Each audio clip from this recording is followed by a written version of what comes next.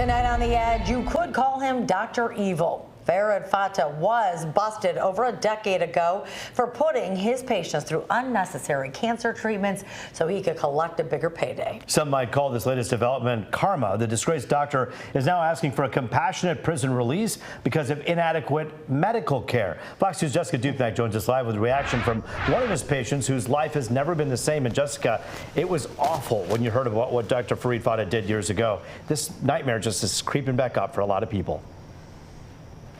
Absolutely. Covering this story the last couple of days, you're reliving everything that these folks went through. Now, Fata, as a reminder, is serving 45 years at a medium security prison in South Carolina. He says that he is not getting the medical care that he is entitled to. That is why he is seeking compassionate release. Now, when he sent this letter out, word spread very quickly among his former patients. Dozens of them are flooding the federal courtroom where this will all take place, sending letters urging a judge not to let him out early. It's something you can't, it's like something in a movie you would never imagine. Patty Hester is one of more than 500 patients falsely diagnosed with cancer and treated by Dr. Farid Fata.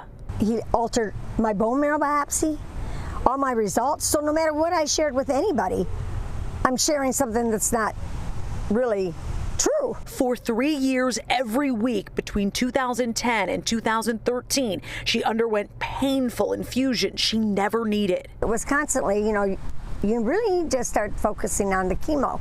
And I'm like, no, I'm not going to do that. Many of Fata's patients did undergo chemotherapy for years. Chemotherapy is like a grenade going off in your body. Angela Shuquit, an oncology nurse, tried to report Fata in 2010, 3 years before the feds dismantled his fraudulent health care scheme totaling $34 million. And I got in my car and I started crying because I could not believe what I had just witnessed. The state regulating agency, Lara, found no merit in Angela's complaint, allowing people like Patty to suffer. One of the hardest moments through it all, Patty says having to tell her son she had cancer when he came back from deployment with the Navy. It was terrible for him.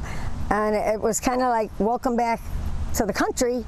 I'm sorry I'm dying. Fata pled guilty to healthcare fraud and sentenced to 45 years in prison. He's in year 11 when he filed a so-called compassionate release request this summer, citing that he is not receiving proper medical treatment behind bars at Williamsburg Prison in South Carolina. Farid Fata sits in a prison. He has food and shelter, and he has treatment, healthcare treatment. Oh, gee, woe was me. On September 20th, the judge will decide if Fata gets out 34 years before he's supposed to. A different judge denied a similar request in 2020. And now he wants mercy when he showed no mercy. You can still feel that frustration. The journey is far from over for Patty. She says because of those unnecessary treatments that she did every week for 3 years, her immune system is essentially shot, and now she has to take infusions regularly. One of so many patients suffering these lifelong effects. Reporting live, Jessica Dupnack on The Edge. The irony is not lost on anybody that the person who is responsible for giving people unnecessary treatments is getting inadequate treatment himself. In the meantime, though, I have to ask you, what is the likelihood that this other judge could grant him this request? Because we know that the other judge, as you say, said no the last time around.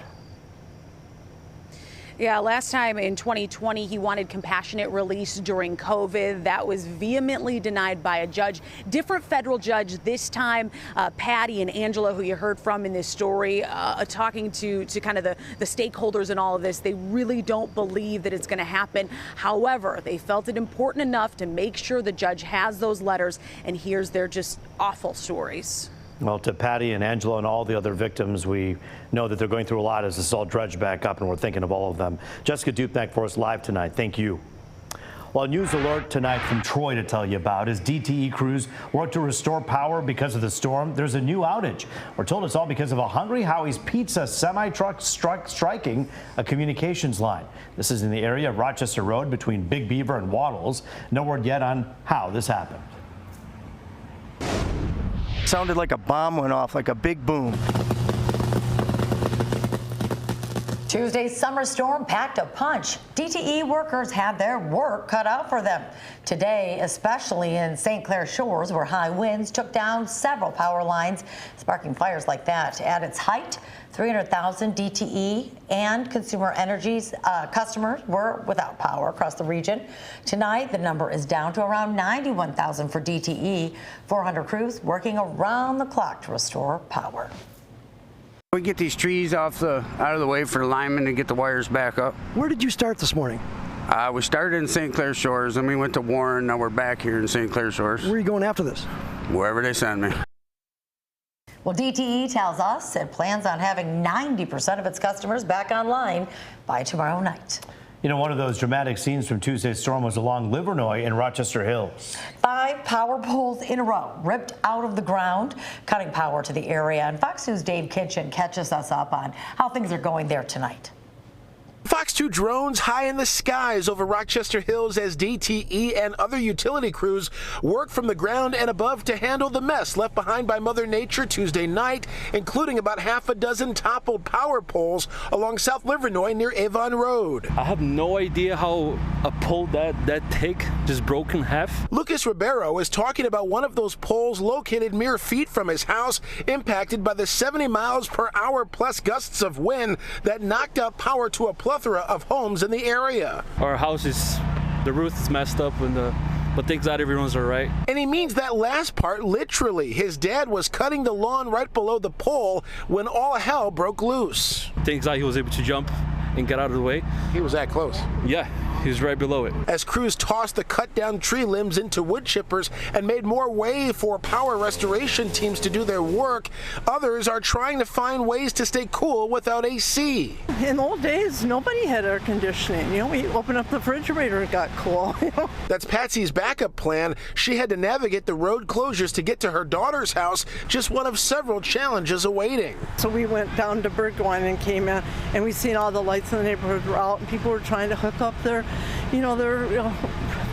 machines, Yeah. So we had to get one. My daughter had one, but it did the wrong plug. So you had to sit down and build a plug right quick to make it fit into it. So we're back here today to kind of help her out. DTE says at the height of the storm, 330,000 customers lost power.